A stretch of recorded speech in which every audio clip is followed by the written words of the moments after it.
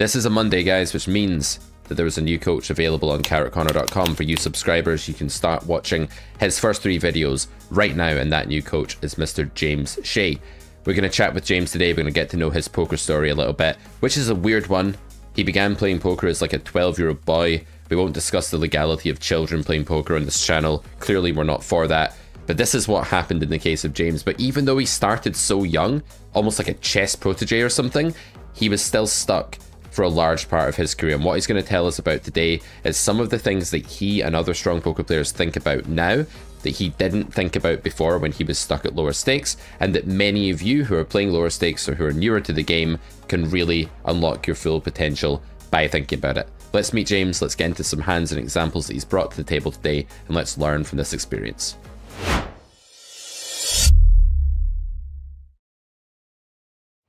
James Shea, Carrot Corner instructor and infamous cash game professional in our Discord group, for sure. Don't know if you're that well known to the YouTube audience. You've been on a couple of videos, I think, over the months and years. Yeah, I've been on for a little while.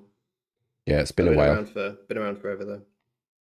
Yeah, so you're going to be making a series for Carrot Corner, so you've already got a few videos. Your first few videos are coming out on the subscription servers, which is, of course, live, guys, on carrotcorner.com. Your first 3 videos are coming out on Monday. It's Monday coming. And I'm also excited for this vague outline of a series that we've got where you're going to take a bunch of key spots and really drop a blueprint of how to play them. Going to work through the game tree node by node, drawing up blueprints, analysing the hands of some of our community members. I think it's going to be really exciting. But for those who don't really know you, before we get into these 3 things that poker pros I think understand much better than lower stakes players, what's your current poker situation? Your poker backstory briefly? Yeah, what should they know about you? Yeah, I started playing when I was quite young. I was about 12 years old when I started playing, and fell in love with it. Most kids dream about being a professional football player when they get older. I used to watch poker players and want to be a professional poker player, but I just wasn't good enough for a really long time. It took I think I was about 27, 28, 29 before I started becoming a winning player. So I struggled for ages. Finally broke through, moved through. I'm playing 500 and now trying to get ready for a 1K shot. So I've kind of been through the ringer a little bit in my time, and seen been through a lot of the pitfalls in poker myself, and I've done a decent amount of coaching and been part of a few stables at this point. So I've seen a lot of stuff that makes good players good that bad players aren't doing.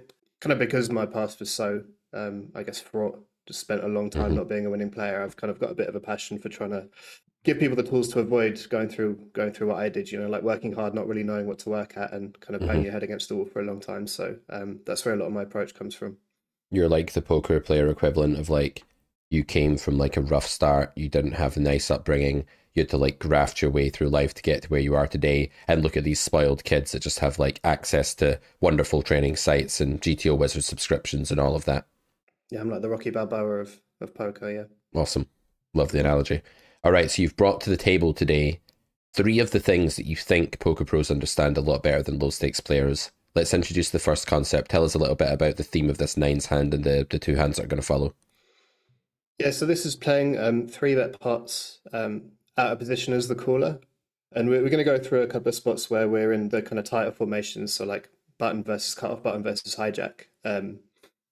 And these spots play very, very differently to identical spots blind v blind. So we'll look at the hand, just a very, very simple, straightforward c-bet defense, but we'll look at the hands and then we kind of explain why the play might be a very, very different play if we were blind v blind and what we think the right play is here. Right, so this is I'm interested to get your initial thoughts on the kind of flop c-bet defense. So it's understanding the configuration differences that make a spot very different from another spot. Yeah. Okay, awesome. So 500 NL hand. We flat 9s. We face quarter pot here. Yeah, it's B25. So this strikes me as the kind of spot where it matters quite a lot what the positions are. So I could see this being pure folded when it's an early configuration, and I think in later positions when people are range betting, there'll be much more of a difference between 6s and 9s in the well if you're under the gun against button. And my guess here, we've not talked about this, audience, I don't know what James is thinking here, but my guess is that this is a highly positionally sensitive node, and that's why you've brought it to the table. Yeah, so these spots the super sensitive to configuration, but also the board texture. So in this spot, I'm kind of curious on what you think the solver play is with nines here. I think, like, it feels like these are spots where people feel like they should defend, but actually you shouldn't. In a lot of pairs, I think a surprising number of pairs are actually just outright folds on the flop in these situations already. Nines with a club looks high up. It looks like it's bigger than some of the pairs that villain is range betting. There is a club, which in principle helps, but on the paired board, I'm not really so sure that that's such a factor, because you make a boat anyway, and then you'd like your opponent to actually have a flush, right? So you don't really mind the nine of clubs coming down. I would say that you can fold here, just based on the fact that it's queen, queen, ace. The texture's horrendous for you. That would be my guess. Quarter pot, though, I've not studied, I have to confess. Yeah, so it's kind of crazy how often we're allowed to fold in this spot. I think it's between 50 and 60%. It's kind of partly based on the configuration, the fact it's button versus cutoff. If we were blind v blind, we would only be allowed to fold something like 20-25% of the time. You just have to defend close to MDF. But because we're in the tighter formations, there's a much bigger kind of mismatch between the two ranges. So here we're supposed to be folding, even though it's only a quarter pot c-bet, we're supposed to be folding an astronomical amount. And I believe nines with the club is still a pure fold. I think it's kind of close to break even. Nines without a club is definitely a pure fold. Whereas I looked it up, blind v blind. This, if you were folded here, it would be like a 1.3 big blind mistake, which is a pretty big mistake for just a flop c bet defense. But here we just fold and move on. And like you say, I think people can kind of really get into trouble on turns and rivers by calling pairs too often on the flop. It's highly sensitive to the texture. So on like a deuce 3-4, then folding a lot of pocket pairs would be a bit of a disaster. But on these boards that in position just has more ace x, king x, queen x, less 5, 6, 7s, 8s that just completely brick. We're just supposed to fold a lot, and even sitting as strong as nines can be like a pure fold here. Yeah, and the big blind range is going to have outright bluffs like 10-5 suited and stuff in it that the button range is never going to have, and that's going to make a giant difference. So yeah, these spots are always just weirdly tight, even to small bets like this. It doesn't shock me at all that the nines was a fold. You're probably hoping I was going to be like, oh yeah, pure continue, mate, can't fold yet, so you could berate me in front of my audience, but no such luck yet. Maybe you'll get me on the next one though. I've been trying for a long time. Okay, so let's move on to topic 2. What is the next thing that you think pros do a lot better than aspiring players?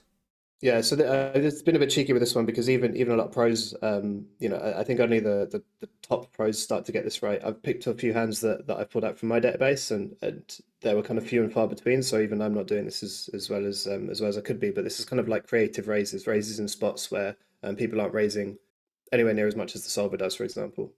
All right, the Jack 10 of hearts in the cutoff here. We 3-bet IP. This is 500. Villain calls, and we get a flop of 7-8-6. And villain checks.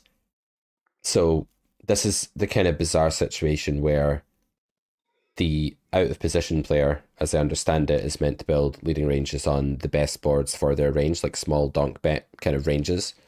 And I don't think they'd do that, but that's probably not the point of this hand, because this isn't like a c-bet exercise. But I would say that people's range is like stronger and more polar than it should be due to the lack of donk bet. That's like the first thing I want to point out here that's different in reality from theory.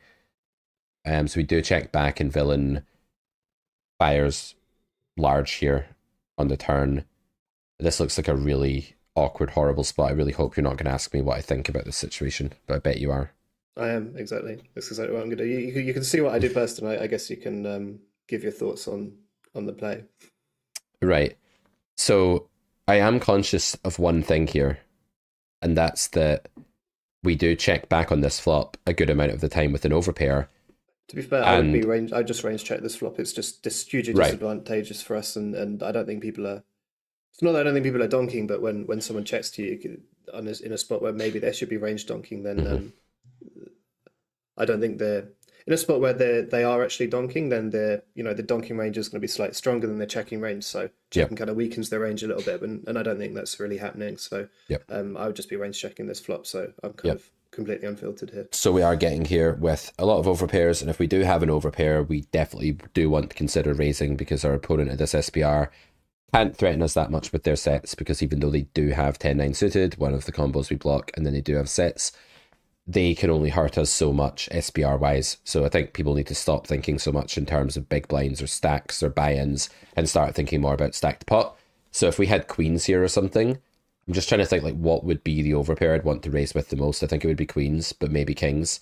I definitely think we want to play a good bit of raise, and then if we don't actually play any bluff raise, we're just playing a bad strategy, and we don't want to bluff raise a flush draw that we end up like failing to realize with, because villain's going to play a lot of jam here, so we clearly do want to raise this hand at some frequency. I think I'm getting that right, but I think I'm only getting it right because you've prompted me here to say that there's something we should do that most people wouldn't. I don't know if I would like find that in my own game at all. No, exactly, yeah. And to be fair, where I kind of got this wrong as well. So I guess you can show the action that I do decide to raise here.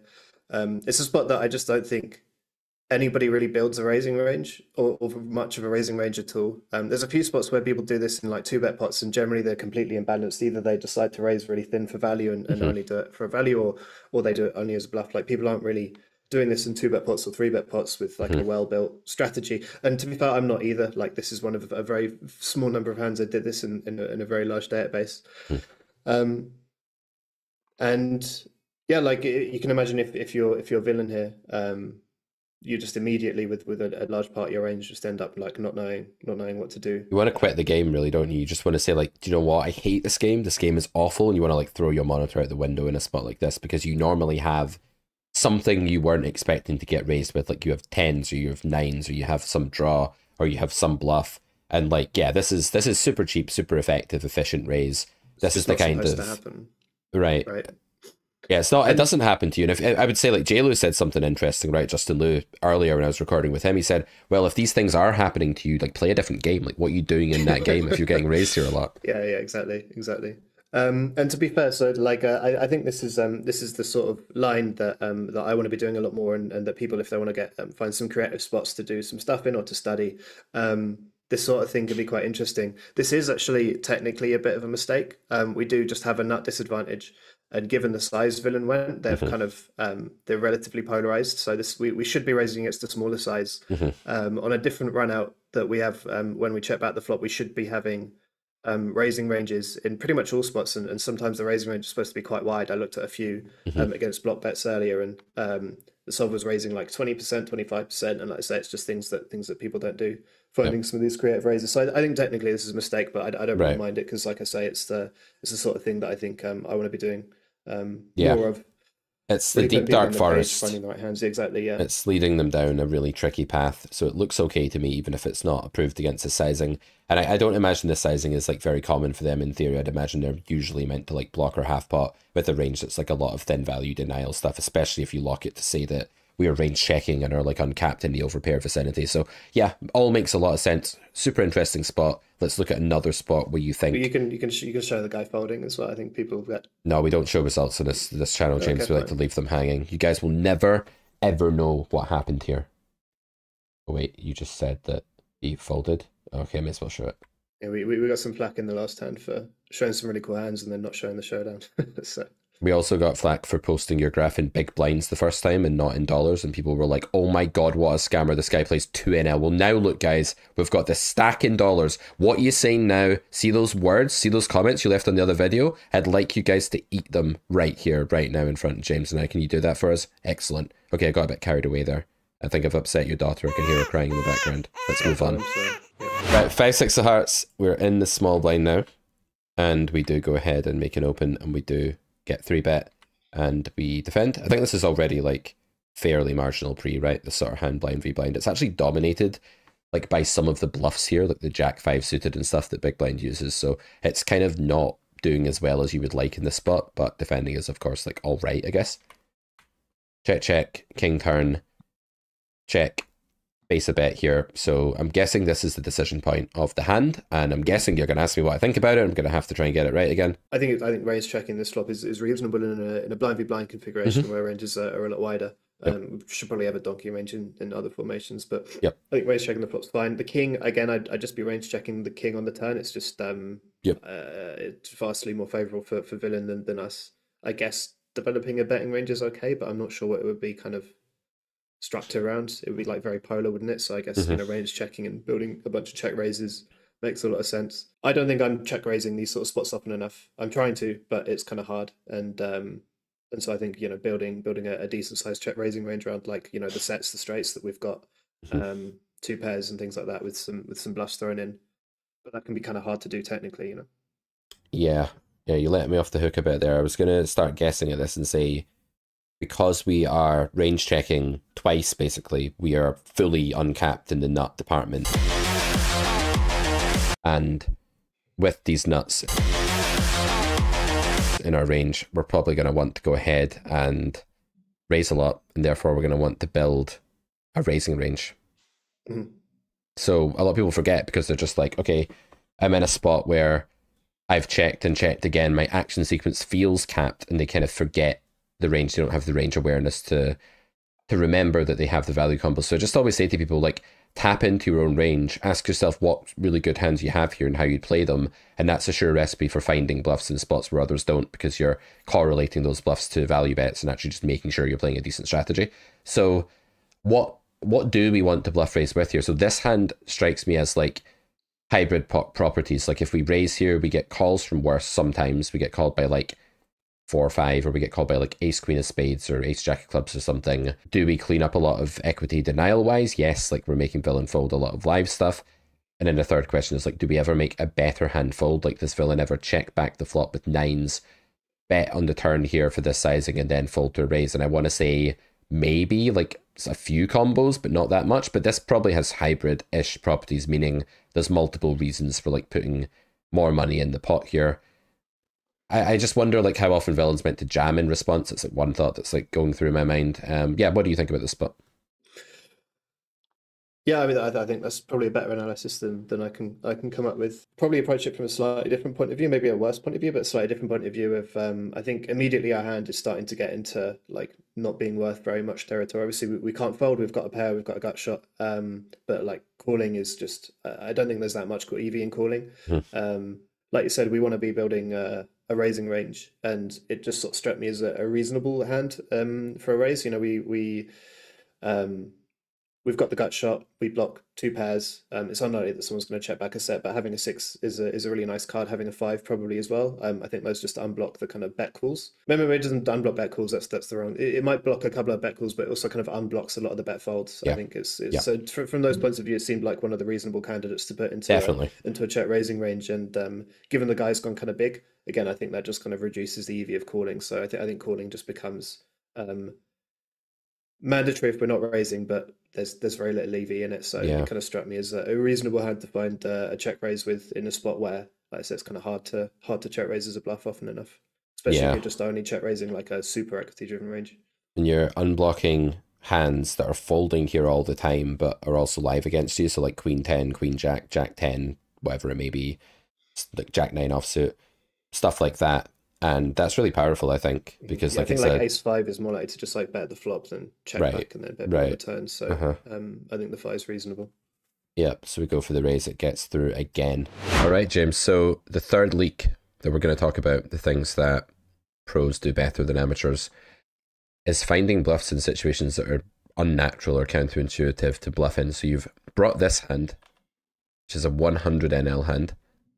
We've opened, we've been 3-bet, we've defended, and we've gone for a bit of a, I would say, loose or non-standard raise here with King 8. I would expect this to be okay in single raised pots in some situations, but I think here GTO might prefer immediacy with the draws and just want to be a bit stricter given the range disadvantage and all of that that's going on here in the 3-bet pot. So anything to say about flop before we get into the rest of this hand? Because it gets wilder for sure. Yeah, I think you're right. I think this is probably a little bit spicy. My guess would be that it would be close, but probably not ideal in equilibrium. Um, but what I would say is like given the size that our opponent's gone, there's a decent chance that they're just range betting, and if they're range betting, then obviously check raising a little bit wider makes a bit of sense.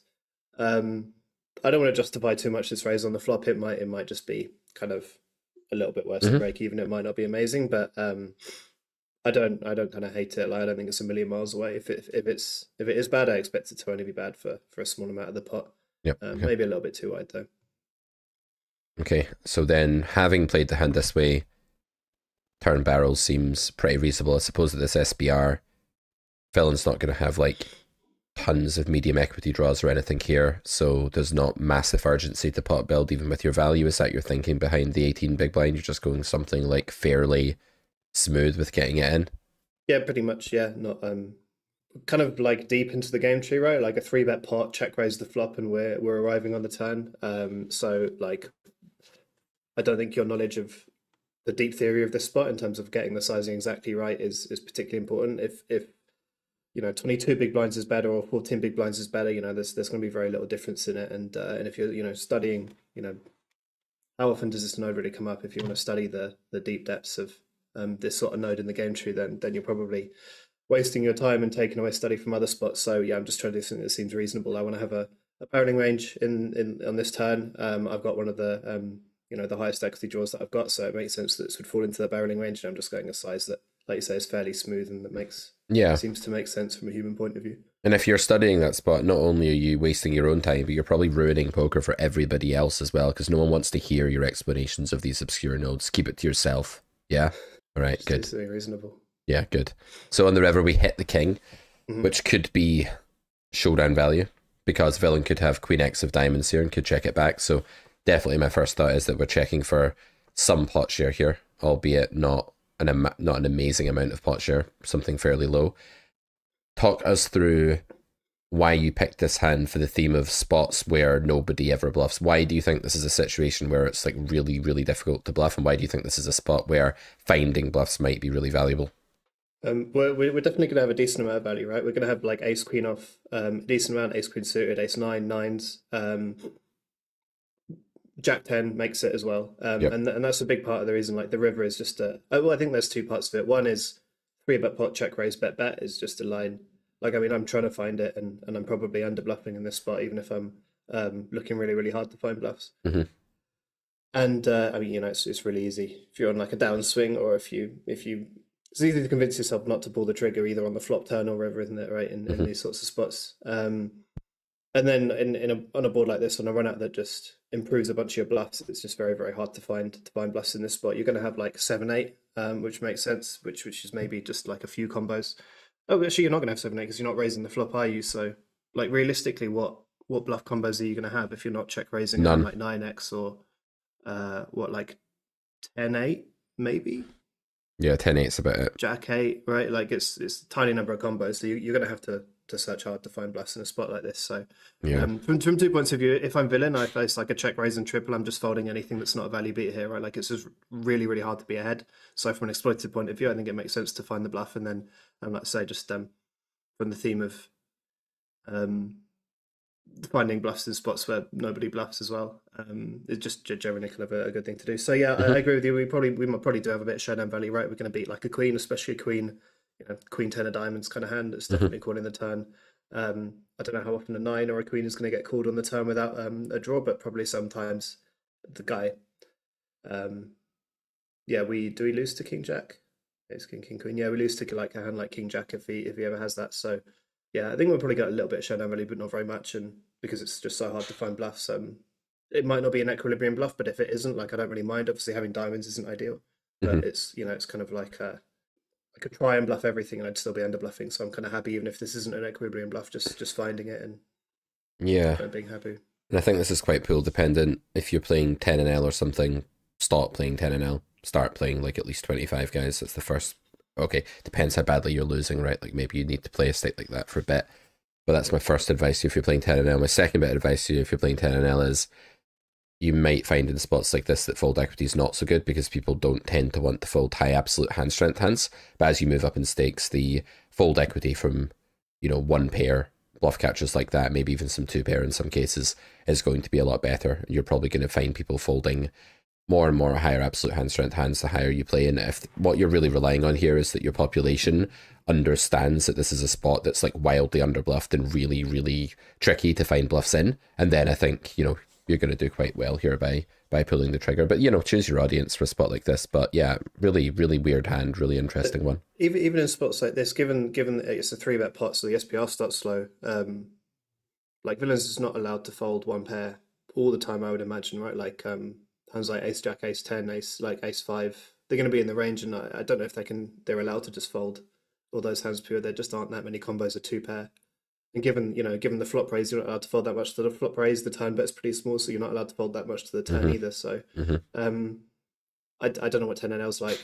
I don't know if people are just going to call it off here with ace jack, but because even if you are playing low stakes, a spot like this might be still pretty hard to defend against regs. Yeah, for sure. Yeah. Yeah, against yeah. I'm really talking about regs here. Yep. Okay. Nice one. Okay. Open king queen get called. UTG BB. Going for a small bet here. Face the check raise. Only one play really. Just call. Face the turn over bet. Are we already indifferent here?